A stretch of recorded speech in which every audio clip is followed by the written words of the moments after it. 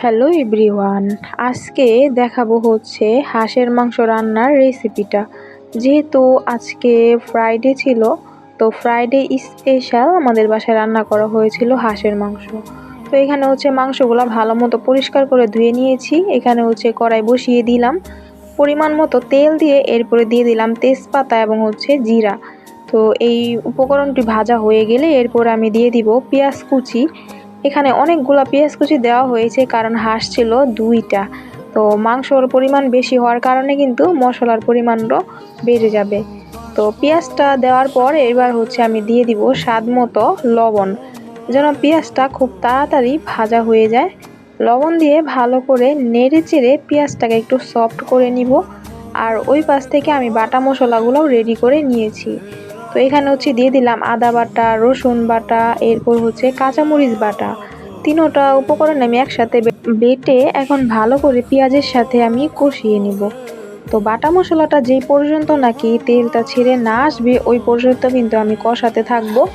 এরপরে হচ্ছে আমি দিয়ে দিলাম গুঁড়ো মশলা, যেখানে ছিল হলুদের গুঁড়া, এরপর মরিচের গুঁড়া এবং হচ্ছে ধনিয়া গুঁড়া।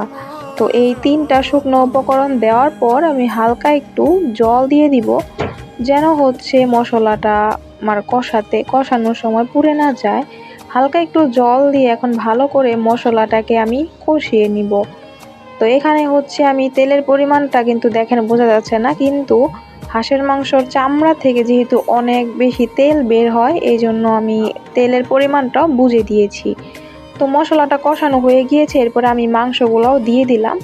দিয়ে এখন ঢেকে ঢেকে ভালো মতো কষিয়ে নিব। যেহেতু কিন্তু হাঁসের মাংস রান্না করতে একটু সময় লাগে, আর মাংসটা একটু শক্ত যেহেতু সিদ্ধ হতে একটু সময় নেয়।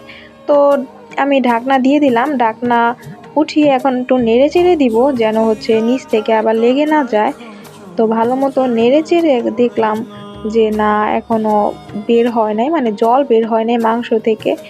তো নাড়তেই থাকলাম, এখন কিন্তু কোনো রকমের জল দেওয়া যাবে না, এখন ভালো করে কষিয়ে নিতে হবে কিছুক্ষণ সময় নিয়ে। তো আবার একটু সময় পর আমি ঢাকনাটা খুলে দেখলাম যে মাংস থেকে অনেকটাই জল বের হয়ে গিয়েছে। আর এই মাংস থেকে বের হওয়া জল দিয়ে কিন্তু আমি মাংসটাকে ভালো মতো কষিয়ে নিব। তো অলরেডি কিন্তু মাংসটা কালারটা চেঞ্জ হতে শুরু করছে।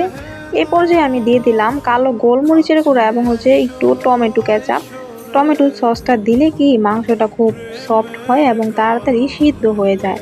তো এই দুইটা মশলা দেওয়ার পর এখন ভালো করে আবার একটু নেড়ে চেড়ে মিশিয়ে নিব। তো দেখতেই তো পারছেন মাংসের কালারটা কি সুন্দর হয়ে আসছে, আরও কিন্তু কালারটা আর একটু গাঢ় হবে। তো মোটামুটি কিন্তু কষানো হয়ে গিয়েছে। এবার হচ্ছে আমি ঝোলের জন্য জল দিয়ে দিব। দেখেন কি সুন্দর কালারটা আসছে, জাস্ট অসাধারণ একটা লোভনীয় কালার। আর আমি কষানো মাংস খেয়ে দেখেছিলাম, সব কিছুই পারফেক্ট ছিল, অনেক বেশি মজাদার হয়েছিল কষানো মাংসটাই। আর ঝোল দেওয়ার পর কীরকম লাগবে সেটা জাস্ট দেখবেন, লাস্ট পর্যায় পর্যন্ত দেখতে থাকেন। তো এখন হচ্ছে আমি ঝোলের জন্য পরিমাণ মতো জল দিয়ে মাংসটাকে ভালো মতো একটু নেড়ে চেড়ে দিব।